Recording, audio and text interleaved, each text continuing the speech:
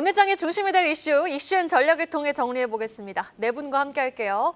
LNS홀딩스 김선용 대표, 프리스티지 경영전략연구소 반종민 소장과 헤르메스스탁 하창원 본부장, 한국경제TV 최민정 기자 수고해 주시겠습니다. 어서 오세요. 다소 지겨우시겠지만 어제가 삼성전자 데이였던 만큼 밤사이 많은 마이크론 어닝 서프라이즈를 기록해서 시간 외에서도 반도체 관련주들이 급등했던 만큼 오늘도 삼성전자 이야기로 출발해봐야겠습니다. 자, 삼성전자 전날 주가가 중요한 자리에서 77,000원을 회복합니다. 젠슨헝 CEO의 한마디에 다시금 저력을 발휘해준 삼성전자. 과연 밤사이 FOMC 회의 결과와 마이크론의 실적 발표를 확인한 후 오늘도 좀 추가적인 상승 여력 기대해볼 수 있을까요? 김선용 대표님. 저는 오래전부터 삼성전자 추가 매수 가능에 대해서 계속 말씀을 드려왔어요. 그런데 어제 움직임은 오버슈팅입니다.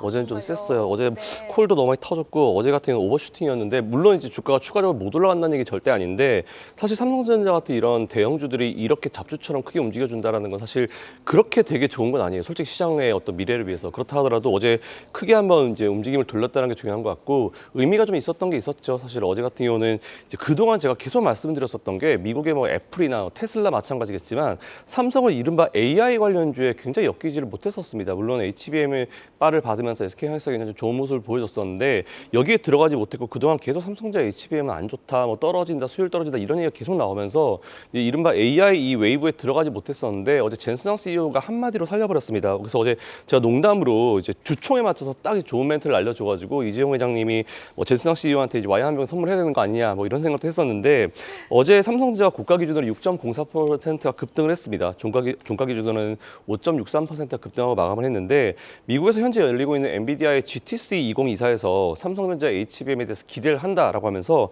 현재 엔비디아가 삼성전자 HBM을 테스트하고 있다라는 이 한마디 때문에 삼성전자 어제 주가가 완전히 급등을 해버렸습니다. 근데 어제 장중에 좀 제가 봤더니 기관 쪽 매수가 많이 들어오더라고요. 사실 제가 기관 쪽 매수 별로 안 좋아해가지고 이게 종가 기준으로 외국인이 어떨까라고 살펴봤는데 일단 다행히 종가 기준으로 외국인이 9,100억 매수했습니다. 그리고 기관이 6,470억 매수했는데 제가 기관을 안 좋아하는 이유가 기관 요즘에 매수 들어오잖아요. 길게 투자 안 합니다. 그냥 금방금방 끊고 나가버리기 때문에 일단 조금 애매했었는데 어제 특징적인 부분은 개인들이 1조 5천억을 매도를 했어요. 아마 그동안 굉장히 오랜 기간 동안 고생하시던 개인들이 너무 심했던 거죠. 네, 아무래도 저도 좀 공감합니다. 너무 이제 무겁기 때문에. 근데 이게 보니까 99년도에 한국거래소가 통계를 만든 이후에 제일 많이 매도를 했다고 하더라고요. 이제 기록을 세웠습니다. 거의 단일 종목에 대해서 하루 만에 1조 5천원치 매도를 한 게 좀 기록이었고 어제 주총을 좀 보면서 사실 저도 앞으로 이렇게 좀 계속해주면 안 되나라는 그런 생각을 가질 정도로 이제 정말 주역들이 총출동을 했고 주주들이 궁금했던 내용들에 대해서 설명을 나름 잘하는 그런 어떤 느낌이었습니다. 일단 현재 주주들이 제일 궁금했던 AI 쪽이었었는데 AI 시스템의 메모리 병목 현상을 해결하기 위해서 이제 LLM용 AI 칩인 마하1을 현재 지금 개발 중이다라는 그런 얘기를 하면서 2, 3년 안에 반도체 1위 우리 되찾을 겁니다. 뭐 이런 자신감을 좀 보인 것도 사실 중요한 것 같습니다. 이게 2, 3년 안에 찾나 안 찾나가 중요한 게 아니고 확실히 우리는 이런 자신감을 가지고 미래를 그리고 간다는 게 중요하거든요. 사실 뭐 다른 국가들 보면 일단 던져놓고 이제 거기에 맞춰서 가는 거기 때문에 이런 자신감이 중요합니다. 그래서 어제 한 주주 같은 경우는 뭐 10만 전자 가자라는 걸 외치기도 했다라고 하더라고요. 어쨌든 이제 그간 SK하이닉스 대비해서 HBM 분야에서 뭔가 떨어진다라는 그런 평가를 받으면서 주가가 정말 지지부진한 박스권을 만들었었는데 사실 그간 수급이 좀 많이 비어있긴 했었죠. 근데 어제 외국인과 기관이 좀 채워주고 특히 외국인이 채워주면서 좀 기대를 해볼 수 있을 것 같고요. 근데 앞에서 말씀드린 대로 어제 주가는 좀 단기 오버슈팅이 맞긴 맞습니다. 그래서 오늘 추가적으로 또 급등이 못 나온다 하더라도 그렇게 너무 여러분들이 걱정하실 필요 없을 것 같고요. 오히려 올해 초에 한번 확 뛰었잖아요. 근데 그 이후에 내려왔다가 다시 한번 고점을 올린 것처럼 사실 저는 조금 내려왔다가 이제 거기서 고점을 올리면서 올 연말까지 쭉 가는 걸 바라기 때문에 일단 삼성전자 분명히 어제는 의미 있는 상승이었습니다. 하지만 이게 이어질 거다라고 너무 큰 기대를 하고 오늘 들어가는 것보다는 적당한 기대를 하면서 삼성전자 확실히 중장기 투자에 메리트가 있구나. 이제 AI로 엮일 수도 있구나. 여기까지만 체크해 보시면 좋을 것 같습니다. 네, 방금 자막에도 나왔습니다만 미국의 메모리 반도체 업체 마이크론이 시간외에서 호실적 덕분에 16% 넘게 지금 급등하고 있습니다. 지금 이렇게 지금 뉴욕 증시는 한번 뛰면은 큰 종목인데도 불구하고 뭐 10%, 20% 쉽게 뛰는 것 같아요. 약간 부러운 면이 있습니다. 어찌됐든 AI 모멘텀이 더욱 부각될 것이다. 이런 의견을 우리 김 대표가 전해주셨고요. 단기적으로는 오버슈팅이 조금 나온 것 같지만 중장기적인 투자도 추천을 했습니다. 오늘도 상승 탄력 이어가기를 바라겠습니다. 이번에는 어제 삼성전자와 반대로 삼성전자 뛰자 SK하이닉스는 떨어졌습니다만 주가가 SK하이닉스 소식 살펴보도록 하겠습니다. SK하이닉스 차세대 메모리 HBM4 3가 이제 5세대 했으니까 뭐 6세대 정도 될 것 같은데요. 요 상세 성능을 처음으로 공개를 했습니다. 어떤 특징이 있는지 주가 전망까지 반종민 소장이 전해주시겠습니다. 네, SK하이닉스가 이번에 GTC에서 그 6세대인 HBM4에 대한 그 상세 성능을 좀 공개를 했습니다. 그러면서 그 HBM3의 업그레이드 버전으로 파운드리 기업의 그 협업을 통해서 커스터마이징 제품을 제작이 가능한 것이 매우 좀 특징인데, 특히 이제 HBM4에 구성하는 디램의 16단 정도로 기존의 이제 HBM3E보다 데이터 처리 속도가 한 40% 증가를 했다라는 내용들이 나와 있고요. 그리고 전력 소모량은 한 70% 수준으로 되어 있기 때문에 앞으로 좀 기대를 해볼 수 있는데, 이게 지금 HBM4가 2026년 양산이 좀 예정이 되어 있다 보니까 앞으로 계속 좀 기대감이 남아 있다라고 보시면 될 것 같습니다. 12단도 아직 안 나왔는데 16단을 네, 그렇습니다. 네, 그래서 여기에 대한 기술적인 기대감이 아직까지 좀 남아 있다 보니까 삼성전자, SK하이닉스는 계속 지금 경쟁 구도로 가고 있다라고 보시면 될 것 같습니다. 최근에 이제 SK하이닉스는 좀 그 삼성전자가 전일 상승을 했지만은 조정을 받고 있기는 합니다. 그래서 긍정적인 포인트가 아직까지 남아 있는데 지금은 좀 조정 가능성을 좀 열어두셔야 될 것 같고요. 일단 긍정적인 포인트는 실적 기대감이 남아 있습니다. 특히 동사의 경우에는 HBM3에 대해서 80에서 90% 이상 점유율을 좀 보이고 있고요. 그리고 이번에 그 HBM3E에 대해서도 세계 최초로 양산을 해서 이달 말부터 제품이 이제 본격적으로 공급을 하게 된다 한다면 SK하이닉스의 경우에는 1분기 실적뿐만이 아니라 2분기 실적도 같이 좀 기대를 해볼 수 있을 것으로 보여지고 있기 때문에 아직까지는 굉장히 좀 주가에 긍정적이다라는 말씀 드리겠고, 장기적인 그 체크 요소를 좀 확인을 했을 때 작년 4월에 2조 원가량의 교환 사채가 있기는 합니다. 근데 이 EB 발행이 있기는 하지만은 조기 상환 청구권, 그러니까 풋옵션이나 콜옵션에 대한 기간을 좀 살펴봤을 때 2027년 4월 이후에나 가능한 상황이기 때문에 여기에 대해서는 그냥 체크 요소로만 남겨두시고 장기적인 관점으로도 아직까지 볼 필요가 있지 않을까라는 말씀을 드릴 수 있을 것 같고요. 교환 사채는 뭐 신주 발행하는 게 아니니까 네, 물량이 그렇습니다. 늘어나는 건 아니니까 뭐 큰 부담은 없겠네요. 네, 그렇습니다. 그래서 여기에 따른 중장기적 기대감은 아직까지 남아있다 보시면 될 것 같은데, 이달 11일부터 SK하이닉스가 외국인의 연속 매도세를 좀 보이고 있기는 합니다. 그러면서 전체적으로는 그 좀 불안한 감을 보이고 있긴 하지만 실적 기대감이 아직까지 남아있기 때문에 단기적인 조정을 거친 뒤에 재차 상승할 수 있는 요인이 있을 것으로 판단이 되고 있어서 지금도 좀 어느 정도는 분할 매매 관점으로도 접근이 가능하지 않나라는 말씀드립니다. 네, 오늘 김선영 대표님, 반종민 소장님 모두 삼성전자, SK하이닉스에 대해서 긴 호흡으로 중장기적인 관점으로 긍정적인 전망 제시해 주셨습니다. SK하이닉스 고점 대비 조정을 받고 있긴 하지만요. 목표가 상향 조정 리포트 증권가에서 계속 나오고 있습니다. 실적 기대가 상존하는 만큼 반등 흐름 하루빨리 기대해 보겠습니다. 이어서 배당주 소식입니다. 이 상장사들의 배당 기준일 변경으로 벚꽃 배당의 막차가 여러분요 아직 남아 있습니다. 무려 7.5%의 배당 수익률을 보이는 하나투어도 눈길을 끄는데요. 이 외에도 매수 기회가 있는 알짜 배당주들 숨어 있다고 합니다. 최민정 기자님, 어떤 종목이 지금 포착되고 있나요? 네, 먼저 매수 기회가 얼마 남지 않은 종목들부터 소개를 드리면요. 한국자산신탁, 삼성카드 등이 있습니다. 이 종목들은 3월 27일이 배당 기준일로 25일까지 매수하면 배당금을 받을 수 있는데요. 삼성화재와 삼성카드의 배당 수익률은 전날 종가를 기준으로 5.07%, 6.37%로 4분기 배당금은 삼성화재는 16,000원, 삼성카드는 2,500원으로 책정돼 있습니다. 삼성화재와 삼성카드를 매수한 이후 또 다시 고배당 종목의 추가 매수 기회가 발생하는데요. 3월 29일과 31일 배당 기준일이 있는 종목이 있습니다. 바로 NH증권과 기업은행, 현대해상 등이 있는데요. 31일이 일요일인 점을 좀 감안을 하면 해당 기업들은 모두 27일까지 매수가 이루어져야 합니다. 가장 돋보이는 거는 바로 7%의 배당 수익률을 보이는 하나투어가 아닐까 싶은데요. 하나투어는 최근 여행자 수 급증으로 작년 4년 만에 흑자 전환에 성공을 했고요. 이에 주당 5,000원의 비과세 특별 결산 배당금을 결정하며 투자자들에게 매력도를 높이고 있습니다. 다만 기업마다 배당 기준일이 다른 만큼 또 더불어 배당 기준일 이거래일 전에 매수해야 배당을 받을 수 있는 만큼 투자자들은 꼭 날짜를 확인하고 투자하시는 게 바람직해 보입니다.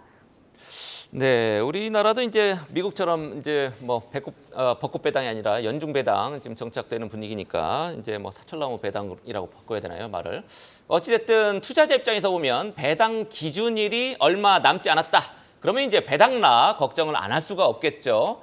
그런데 배당락을 오히려 투자 기회로 삼아야 한다. 이런 지적이 나왔다는데 어떤 내용입니까? 네, 맞습니다. 결론부터 좀 이야기를 드리면요. 밸류업 프로그램이 시행되면서 주주 환원에 적극적으로 나서고 있는 기업들이 많기 때문입니다. 이에 배당금을 늘릴 수 있다, 이런 기대감이 있기 때문에 배당락일이 지나도 빠른 주가 회복력을 보이기 때문인데요. 이에 일시적으로 주가가 하락하는 일이 발생하면 오히려 저가 매수의 기회로 삼아도 된다는 게 증권가의 의견이었습니다.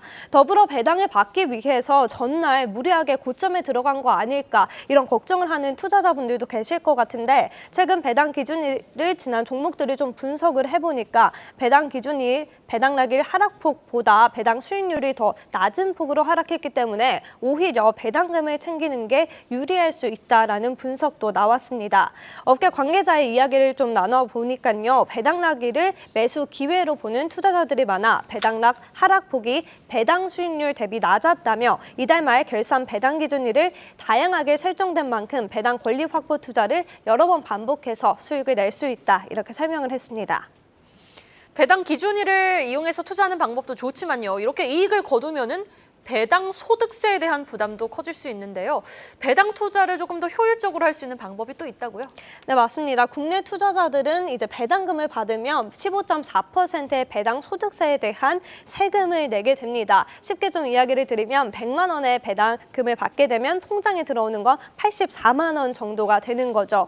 이에 방금 전해드린 비과세 고배당주 위주로 투자하는 것도 좋지만 대상 종목이 많지 않은 만큼 절세 효과를 누리기 위해선 ISA 계좌를 활용하면 됩니다. IS 계좌로 배당주를 투자하면 최대 200만 원까지 비과세 혜택을 받을 수 있고요. 또 손실과 이익을 통산해주고 과세한도 초과분에 대해선 9.9%의 세율을 적용하니 배당주를 투자하시는 분들에게 적합합니다. NH투자증권은 ISA 계좌를 통해 은행주, 고배당 ETF를 담는 걸 추천한다고 전했는데요. ISA 계좌의 특성상 3년간 장기 보유를 해야 되는 만큼 안정적인 실적을 유지할 수 있고 또 꾸준히 주주 환원 수익률을 높일 수 있는 종목이 바람직하다는 겁니다. 이어 ISA 매력도가 높은 종목으로 신한지주, 우리금융지주 등을 꼽았습니다.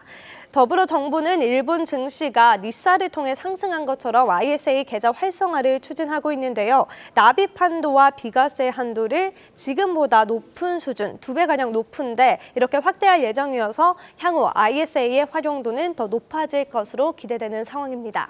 IS 계좌를 통해서 이제 비과세 혜택을 받는 방법 지금 소개를 해줬고요. 뭐 우리 투자자분들 중에 이제 배당소득세, 금융소득 종합과세 있죠. 그 2천만 원 넘으면은 최고 49.5%나 엄청나게 높은 건데 요것도 낮추는 방안을 지금 검토하겠다라고 윤 대통령이 어제 밝혔기 때문에 요 추이도 좀 지켜봐야 될 것 같습니다. 우리 하청원 본부장은 배당주 투자 전략 어떻게 세우고 있습니까? 네, 일단 뭐 말씀해 주신 것처럼 이제 배당락에서의 이제 매수세가 들어오는 것은 앞으로의 주주 환원 정책이 좀 강해진다라는 투심이 있기 때문에 거기에 따른 좀 시세 차익을 노리기 위한 또 투자 전략도 단기적으로 들어올 수가 있는 상황이거든요. 그래서 뭐 그런 방향으로 접근하시는 것도 좋을 것 같고요. 그다음에 이제 만약에 배당을 받으신다라고 한다면 이제 배당 투자를 하실 때 조금 착오를 하시는 게 단기적으로 보시는 경우가 많은데 사실 이제 배당 투자를 들어 접근을 하신다라는 건 좀 장기적인 플랜을 짜주시는 게 좋습니다. 해야지 복리에 대한 효과들도 좀 누릴 수 있고요. 물론 우리나라 같은 경우는 이제 배당락 이후에 뭐 기말 배당일 때 특히나 1월 달이나 2월 달 중순쯤에 굉장히 좀 주가의 상승력이 좀 크게 나왔었던 그런 시기가 있기는 하지만 어쨌든 지금 이제 계속 강력한 주주 환원 정책이 나온다라고 한다면 장기 보유하면서 모아가는 전략을 하는 것도 상당히 좀 좋을 수 있다라는 점을 말씀을 좀 드리고 싶고요. 그다음에 이제 ISA 계좌까지 만약에 활용을 하신다라고 한다면 IRP와 연금저축은행까지도 같이 연금저축에 대한 이런 계좌도 같이 활성화하시는 게 좋습니다. 도합했을 때 900만 원이 넘으면 또 100만 원의 절세가 또 추가적으로 될 수 있기 때문에 만약에 그러한 부분으로 보신다면은 배당 소득세를 이연해서 좀 진행을 할 수가 있거든요. 그래서 사실 이제 미국 배당을 좀 같이 하시는 분들은 그렇게 활용을 많이 하시고 계시기 때문에 그것까지 좀 추가적으로 해주시는 게 조금 더 좋지 않을까라고 말씀을 드리겠고 결국엔 배당에 대한 흐름들이 계속적으로 나올 수 있게 되려면은 실적이 잘 나와야 되기 때문에 그런 좀 산업적인 성장이 나오는 종목군들 안에서 선택을 해보시면 좋을 것 같습니다. 네, 계속해서 삼성바이오로직스 여러분도 관심 많으시죠? 삼성바이오로직스 과거보다 훨씬 유리해진 글로벌 CDMO 시장 위탁 생산하는 거죠. 요 환경 덕분에 미소를 짓고 있다 이런 얘기가 나옵니다. 미중 바이오 분쟁도 화두로 떠오르면서 이제 반사이익을 볼 수 있는 거고 CDMO 시장 성장률도 지금 좋은 상황입니다. 글로벌 톱티어로 도약할 수 있을지 하창호 본부장은 어떻게 보고 있습니까? 네, 일단 뭐 저는 개인적으로 CDMO 시장을 굉장히 좀 좋게 보고 있는 상황입니다. 왜냐하면 바이오 쪽에서 사실 마이찰머부터 시작해서 상당히 다양한 부분에서 좀 이슈가 부각이 되고 있는데 그러한 기조로 가면 갈수록 사실 CDMO 쪽은 좀 긍정적인 흐름이 나타날 수 있는 상황이거든요. 그래서 사실 이제 이 CDMO 시장 같은 경우가 향후 의약품 시장보다는 보다 더 연평균 성장률이 좀 크게 나오지 않을까라고 보고 있는 상황이고 특히나 우리나라 기업들이 좀 반사 수혜를 받을 수 있는 그런 여건 자체가 마련이 되고 있기 때문에 업황 자체도 상당히 많이 좋아지고 있다라고 보시면 좋을 것 같습니다. 특히나 최근에 뭐 조선주라든지 기타 부분까지 좀 부각이 되고 있는데 이것은 결국에 미중 갈등에 따른 수혜를 받는 업종들이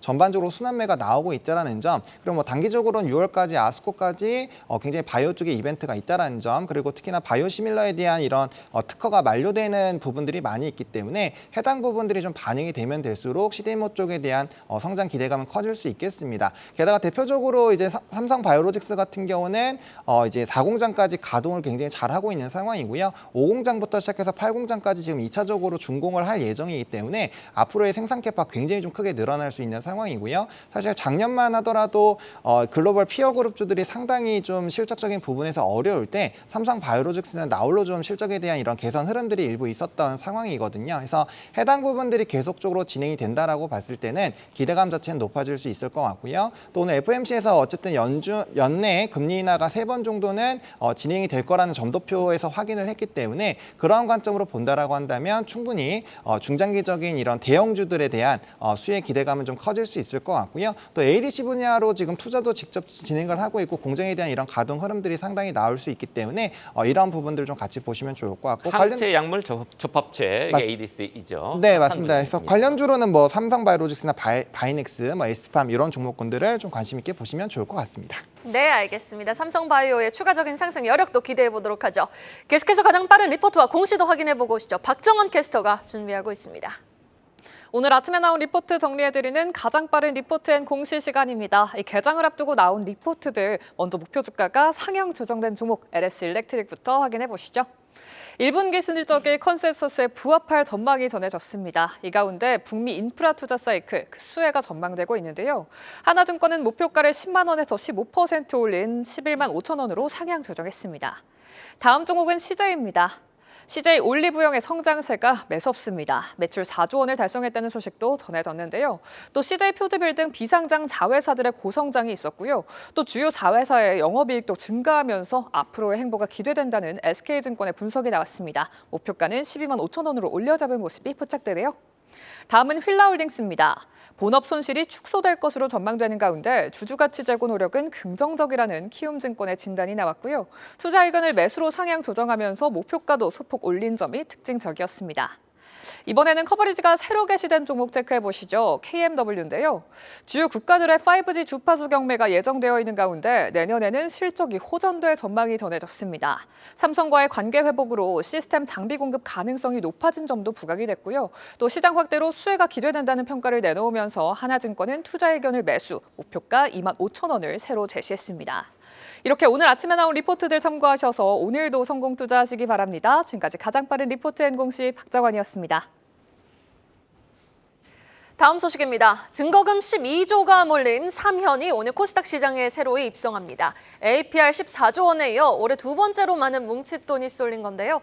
자, 최 기자, 삼현의 투자 매력 포인트부터 한번 짚어주실까요? 네, 일단 삼현은 기술 특례 상장으로 오늘 코스닥에 입성하는 기업이죠. 아직 적자 기업이지만 현대모비스와 하나 등 주요 고객사를 확보한 점이 매력도를 키운 것 같습니다. 기업 소개를 좀 드리면요. 1988년에 출범해 자동차 전장 제품과 방산 제품을 생산하고 있습니다. 특히 일본 수입에 의존하던 전자식 변속 레버를 국산화시켰고요. 연속 가변 밸브 듀레이션 개발 및 양산 같은 성과를 내는 등 높은 기술력을 보유하고 있습니다.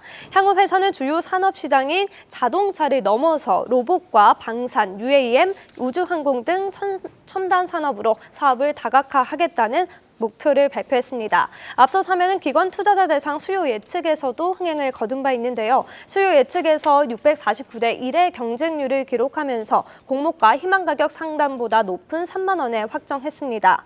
특히 사면의 유통 물량도 좀 눈에 띕니다. 상장 당일 유통 물량이 18%대로 다른 공모주에 비해 낮은 수준을 보였는데요. 비슷한 유통 물량이었던 우진엔텍이 상장 당일 따따블을 기록한 만큼 사면도 따따블 가능성이 높아지며 투자자들에게 매력도를 키운 겁니다. 사면은 공모 자금을 신규 수주에 따른 설비 투자와 공장 증축, 해외 시장 확장을 위한 생산 거점 확보 등에 쓸 예정이라 전했습니다. 많은 투자자들이 몰려있는 만큼 좋은 성적을 내야 될 텐데 우리 APR도 사실 엄청나게 돈이 몰렸는데 지금 물린 분들 많으시죠. 희망밴드 대비 지금 공모가 너무 높습니다. 사실 실제 상장 후에 공모가 하회하는 기업이 25%나 된다는데 어떻습니까? 네, 제가 어제 좀 공모가 대비 주가 수익률이 어떻게 되고 있는지 세네 개 뽑아봤군요. 기업들을 좀 비교를 해봤더니 12곳 중에 3곳이 공모가를 하회하고 있는 걸 발견했습니다. 공모가를 하회하고 있는 기업은 포스뱅크와 HB 인베스트먼트, 스튜디오 3맥이었는데요. 높은 공모가가 오히려 상장 후 기업들의 주가 발목을 잡는다는 분석이 나옵니다. 업계 관계자는 최근 기업 수요 예측 시 모두 다 상단을 초과하는 가격의 공모가 희망 가격을 선정했다며 이런 시장 과열은 상장 후 수익 내 하락하는 흐름을 보이게끔 이끈다라고 설명을 했습니다. 반면 우진엔텍의 경우는 400%가 넘는 상승률을 보이고 있어서 눈에 띄는데요. 이외에 KNR 시스템, 현대힘스 등도 공모가보다 현재 주가가 올라가고 있는 모습 보입니다. 이 기업들의 공통점을 살펴보니까 전방 산업의 성장성이 부각되는 기업들이었습니다.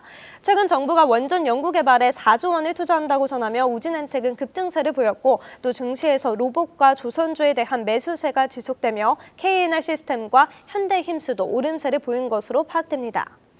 새내기 기업들의 성적이 대조적인 만큼 투자자 입장에서는 공모주 옥석 가리기에 더 신경을 써야 될 것 같은데요. 엔젤 로보틱스, IMBDX 등이 상장을 앞두고 있는 가운데 최 기자님 어제 IMBDX IPO 기자간담회 갔다 오셨다고요? 네, 직접 가서 좀 현장 분위기를 느끼고 왔습니다. 기술 특례 상장은 말 그대로 아직 적자 기업이지만 기술력을 인정받은 기업이 거래소를 통해 상장을 할 수 있는 제도인데요. 전날 기자 간담회에서는 과연 흑자 전환이 언제 될 수 있을까라는 질문들이 많이 나왔습니다. 대표가 직접 2027년까지 흑자 전환을 성공시키겠다라는 목표를 밝히기도 했는데요. 기업 소개를 전달하면요. IMBDX는 혈액 검사를 통해 여러 가지 암을 조기 진단하거나 진행성 암의 재발을 예측하고 또 적절한 치료제를 처방할 수 있도록 진단하는 알파 리퀴드 플랫폼 기술을 보유하고 있는 기업입니다. 오는 25일과 26일 일반 청약을 진행하고요. 오는 4월 3일에 코스닥 시장에 입성할 예정입니다.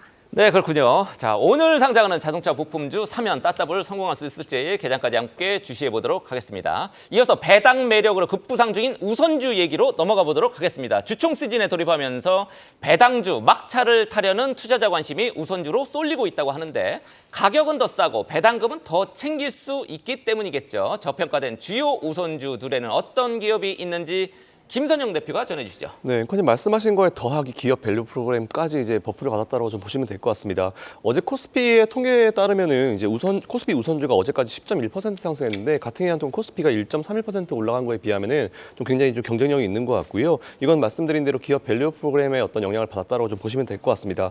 보통 이제 우선주와 보통주의 차이가 이제 우선주 괴리율이라는 게 있는데 이게 벌어지면 벌어질수록 배당 수익률도 좀 올라가는 경향이 있어요. 이건 꼭 우선주 여러분들이 주가가 낮다는 거죠. 맞습니다. 네, 이걸 좀 알아주셨으면 좋겠고요. 우선주 괴리율 높은 기업 보니까 CJ 우선주라든지 이런 기업들이 있었는데 이런 거 한번 관심 가져보시면 좋을 것 같고요. 또한 SK 우선주와 두산 우선주 같은 경우도 이제 괴리율이 보니까 20.1%, 53.2%가 나옵니다. 그래서 앞으로 여러분들이 우선주 투자하실 때는 어차피 이거는 투표권이 없기 때문에 그거 포기하시고 이제 더 높은 배당률을 받기 위해서 하시되 우선주 괴리율이라는 게 있다라고 좀 체크하시면서 투자해 보시면은 조금 더 이제 높은 수익률을 받으실 수 있을 거다라는 말씀드리겠습니다. 네, 배당 수익은 물론 매매 차익까지 기대해 볼 수 있는 저평가 우선주들 한번 선별해 봤습니다. 배당 기준일 여러분 잘 기억해 두셨다가 투자에 활용해 보시면 좋겠네요.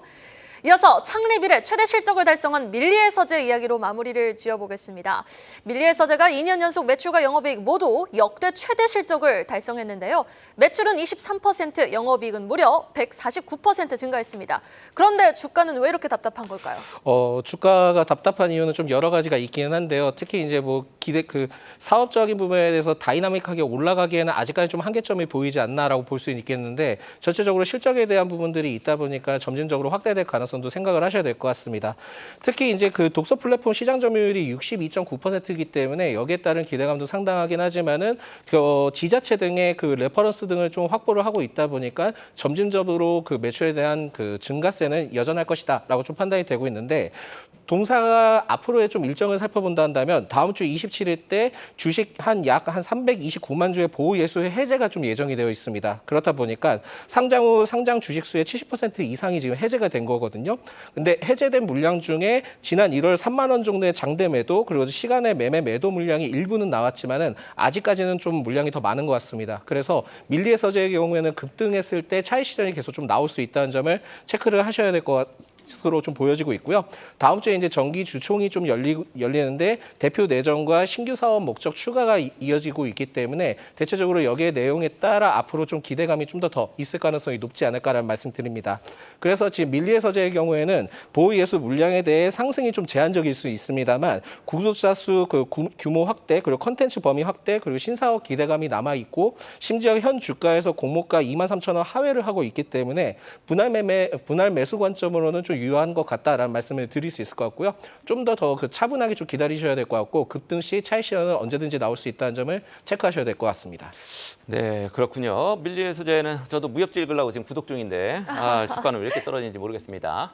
오늘 현대차, 현대건설, 신세계라든지 포스코홀딩스 이런 주총이 있습니다. 이거 외에 체크해야 될 개장 전 체크해야 될 포인트 어디에 있는지 하청환 본부장이 전해주시죠. 네, 일단은 FOMC에서의 결과가 생각보다 좀 좋게 나왔기 때문에 아마 기술주 위주의 좀 수급 변화가 나올 텐데 전거래 같은 경우는 삼성전자가 거래소 전체 외국인 수급보다 좀 많이 들어왔거든요. 그 얘기는 다른 기타 쪽에서 수급이 빠지고 반도체 쪽으로 쏠리고 있다라는 건데 그런 부분에서 이제 전반적으로 수급이 좀 같이 도는지 좀 흐름을 살펴보셔야 되지 않을까라고 보고 있고 최근에 상승 종목 수가 상당히 적은 상황이 유지가 되고 있는 상황입니다. 그래서 이번에는 다시 한번 반도체가 만약에 랠리가 추가적으로 나온다라고 했을 때 그 상승 종목 수의 크기가 좀 강해지는지 보셔야 될 것 같고요. 저는 일단 오늘 마이크론 테크놀로지까지 장외에서 지금 예상치 컨센 전부 다 상회했기 때문에 굉장히 강한 흐름들이 나타나고 있어서 다음 거래일까지는 반도체에 좀 집중이 되지 않을까라고 보고 있기 때문에 삼성양 반도체 종목군들이 전거래도 굉장히 강했거든요. 그래서 그런 흐름들 좀 유지가 되는지 좀 지켜보셔야 될 것 같고요. 또 근데 그럼에도 불구하고 신용잔고가 지금 19조가 넘어가고 있는 상황이죠. 최근에 이제 수급 분석을 해보시면 특히나 기관에서의 수급 쏠림이 강했었던 쪽에서는 빠르게 차익이 나오면서 순환매가 만들어지고 있기 때문에 만약에 그러한 종목군들 안에서 신용에 대한 이런 잔고가 높은 종목군들 같은 경우는 단기적인 차익이 강하게 나타날 수 있기 때문에 해당 부분은 좀 조심하시면서 매매 플레이를 하셔야 되지 않을까 정도로 말씀을 드리겠습니다. 자, 그래도 삼성전자 향 반도체 관련주의 상승 지속성을 또 오늘 예단해 주셨는데 그렇다면 어제는 반도체, 제약, 그리고 저PBR 일부 업종이 강세를 보였거든요. 2차 전지는 또 철저히 소외되면서 사실은 정말 삼성전자로 수급 쏠림이 너무 심했던 시장이었습니다. 오늘은 그 수급이 조금은 분산되면서 좀 온기가 전반적으로 확산이 될 수 있을까요? 반종민 소장님. 충분히 좀 그럴 가능성이 높지 않나 보고 있고요. 밤사이 때 결국은 마이크론의 실적에 대한 그 부분들도 좀 나와주고 있긴 하지만 어떻게 보면은 상승을 했다는 의미가 좀 굉장히 큰 것 같습니다. 그래서 엔비디아 쪽이나 여러 가지 형태를 봤을 때는 반도체 전반적으로 지금 삼성에 일시적으로 어제 좀 수급이 쏠리긴 했지만은 이 부분들이 점차 지금 확대되면서 분산될 가능성이 높기 때문에 계속 반도체도 지켜보실 필요는 있을 것 같고요. 2차 전지 역시 같이 지켜보셔도 좋을 것 같다라는 말씀드립니다. 네, 알겠습니다. 삼성전자 혼자 또 독식할 수는 없겠죠. 정말 오늘은 골고루 모든 섹터가 다양하게 사이좋게 올라줬으면 하는 바람입니다. 오늘의 시간 이렇게 네 분과 함께했습니다. LNS홀딩스 김선영 대표, 프레스티지 경영전략연구소 반종민 소장, 헤르메스탁 하창환 본부장과 한국경제TV 최민정 기자 수고 많으셨습니다.